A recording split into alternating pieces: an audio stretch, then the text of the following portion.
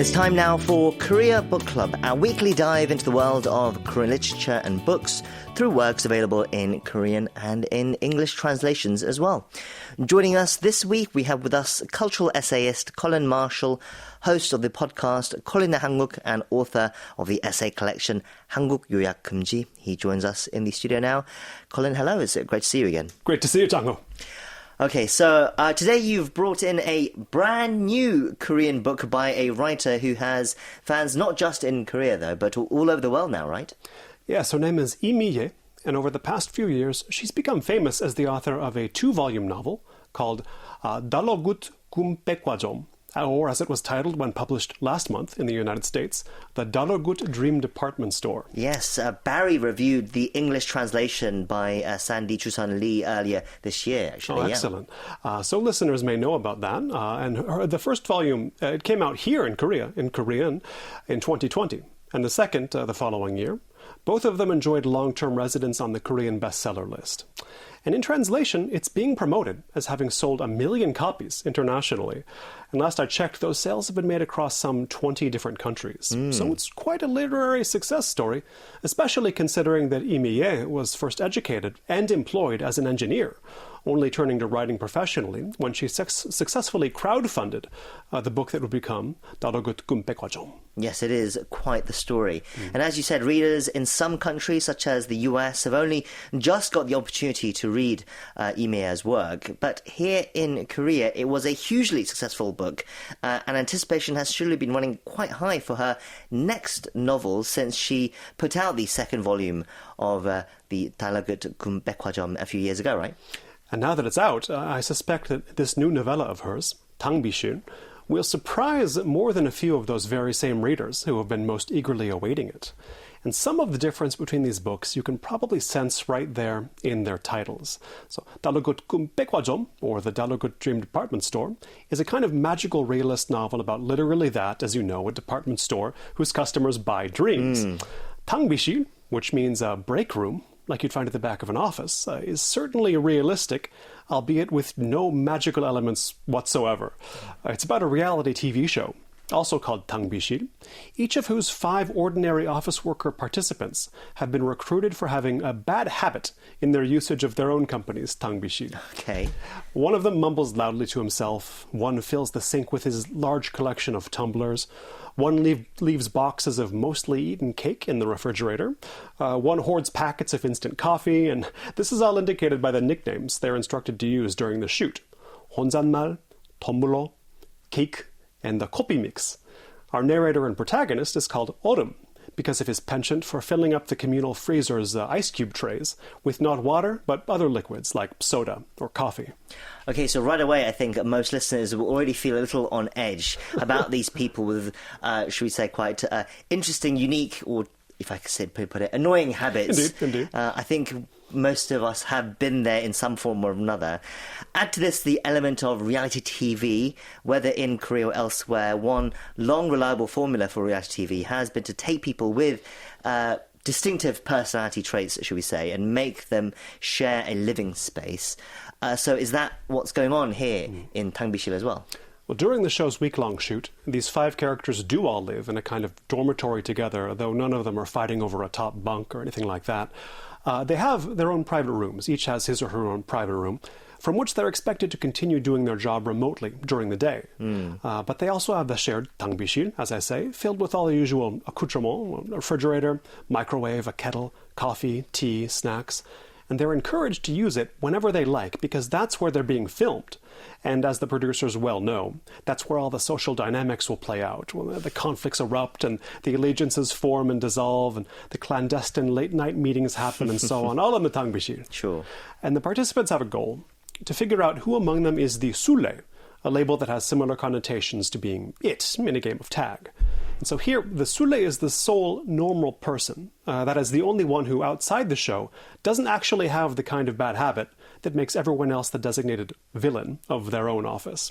And in order to get information that can help them make that determination, they have to collect points that can be exchanged for audio clips of testimony about the participants by their real co-workers. So it costs 1 point to hear a recording about someone else, and 2 to hear one about oneself.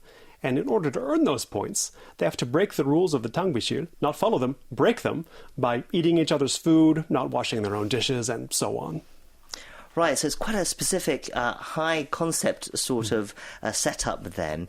In some, these contestants have to behave badly in this stage set 탕비실, so they can find out who among them doesn't behave badly in their real 탕비실. That's how it works. Comparisons have, of course, been drawn to 오징어 Game, or Squid Game, the hit Korean television drama from a few years ago, which was itself adapted into a British reality show just last year, which I haven't seen, but people seem to like it. Now, 탕비실 will not satisfy anybody with a taste for Squid Game-style violence, but it does contain some amount of suffering, as when the protagonist, Autumn, finds out that his co-workers don't appreciate his cola and coffee ice cubes, and having prided himself in his ability to observe and anticipate the tastes and desires of others, he'd been under the impression that he was doing it out of consideration for them.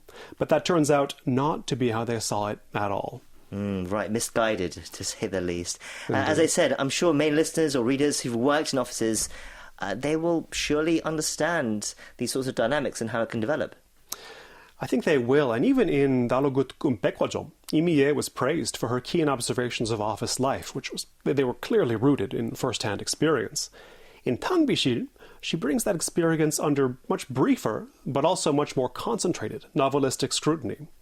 I myself haven't worked in an office in nearly 15 years, and never in a Korean office at all, but reading the book did send my mind back to the administrative department at my university that employed me for a few years after I graduated. And more specifically, it sent me to the small 탕비실 hidden away in there. I don't remember what we called it in English. It was just the room with the microwave and whatnot, but for quite a stretch of time, that was where I stored materials to make peanut butter and jelly sandwiches, which I ate every day.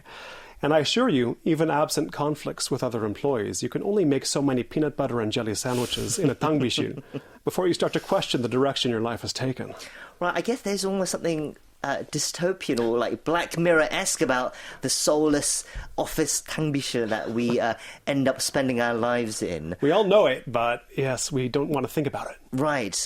You've mentioned that unlike Lee Miye's breakout novel, this work is not a work of magical realism. So would you call it instead a satire, whether it be a satire of office culture, reality TV, or something else besides? Some readers have taken the book as a satire of the social life of the Korean office in particular, and criticizing this society would certainly put the book in good company with many of the most acclaimed pieces of Korean literature. But, as with so many critiques of modern Korea, what can look like culturally specific conditions strike me sometimes in reality as general human ones, and it's long seemed to me that whether in Korea, the US, the UK, or anywhere else, surviving in a large organization has less to do with your ability to perform the work than it does with your ability to navigate the organization itself and to manage your relationships within it. And here, in 탕비실, Lee Miye takes that notion to the extreme, with a setting that makes the work invisible. She doesn't write about it. And the relationships hyper-visible. Well, it makes sense then that the book would be so short, as compelling and amusing as the story sounds, using this office reality TV show setting. I imagine that many readers wouldn't want to spend hundreds of pages of it in it, especially if they work in an office themselves. Indeed. In that respect as well, 탕비실 is the opposite of 다루굿 백화점, which was so beloved for creating a place in which readers wanted to spend more and more time.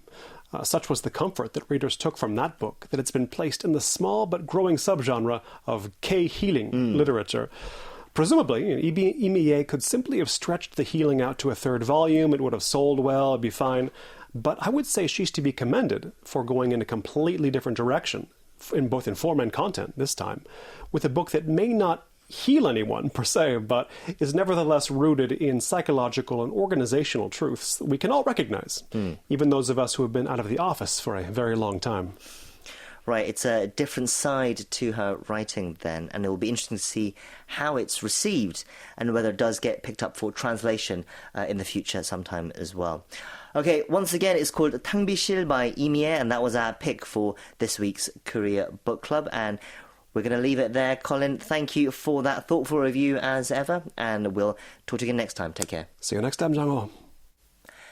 And that is where we bring our show to a close today. Join us again tomorrow for our Thursday edition of the show. Till then, we hope you have a great day. I've been your host, Kwon Jang-woo, and thank you as always for listening. Goodbye.